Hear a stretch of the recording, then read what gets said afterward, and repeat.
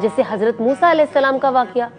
अब सोचिए, हजरत मूसा अलैहिस्सलाम जब अपनी कौम के साथ दरियाए नील के सामने खड़े थे और उनके पीछे फिरौन का पूरा लश्कर था, तो जाहिरी तौर पर तो कोई रास्ता नजर नहीं आ रहा था।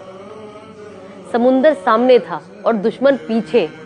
उस वक्त अगर कोई आम शख्स होता तो शायद घबरा जाता, मगर वो हजरत मूसा अलैहिस्सलाम थे।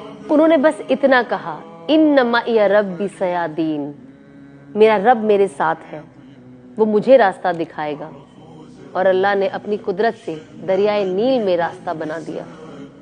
और दूसरा तवक्कुल का वाकया हजरत इब्राहिम अलैहिस्सलाम का। इसी तरह जब हजरत इब्राहिम अलैहिस्सलाम को आग में डाला गया तो जाहिरी तौर पे कोई मदद नजर नहीं आ रही थी। आग जल रही थी, लोग हंस रहे थे, मगर उनका तवक्कुल इतना मजबूत था कि उन्होंने सिर्फ अल्लाह की तरफ देखा।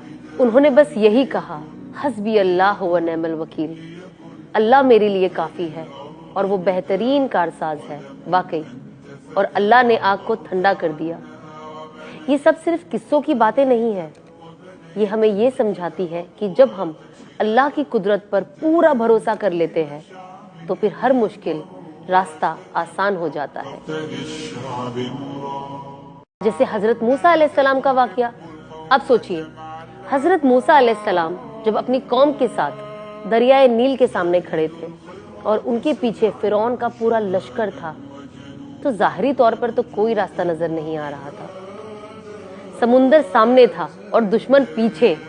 उस वक्त अगर कोई आम शख्स होता तो शायद घबरा जाता, मगर वो हजरत मूसा अलैहिस्सलाम थे। उन्होंने बस इतना कहा, इन्ना मइया रब्बी सयादीन, मेरा रब मेरे साथ है, वो मुझे रास्ता दिखाएगा।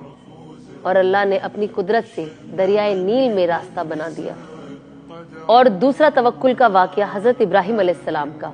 इसी तरह जब हजरत इब्राहिम अलैहिस्सलाम को आग में डाला गया तो जाहिरी तौर पे कोई मदद नजर नहीं आ रही थी। आग जल रही थी, लोग हंस रहे थे, मगर उनका तवक्कुल इतना मजबूत था कि उन्होंने सिर्फ अल्लाह की तरफ देखा। उन्होंने बस यही कहा, हस्बी अल्लाह व निअमल वकील, अल्लाह मेरे लिए काफ़ी है और वो बेहतरीन कारसाज है। वाकई, और अल्लाह ने आग को ठंडा कर दिया। ये सब सिर्फ किस्सों की बातें नहीं है, ये हमें ये समझाती है कि जब हम अल्लाह की कुदरत पर पूरा भरोसा कर लेते हैं तो फिर हर मुश्किल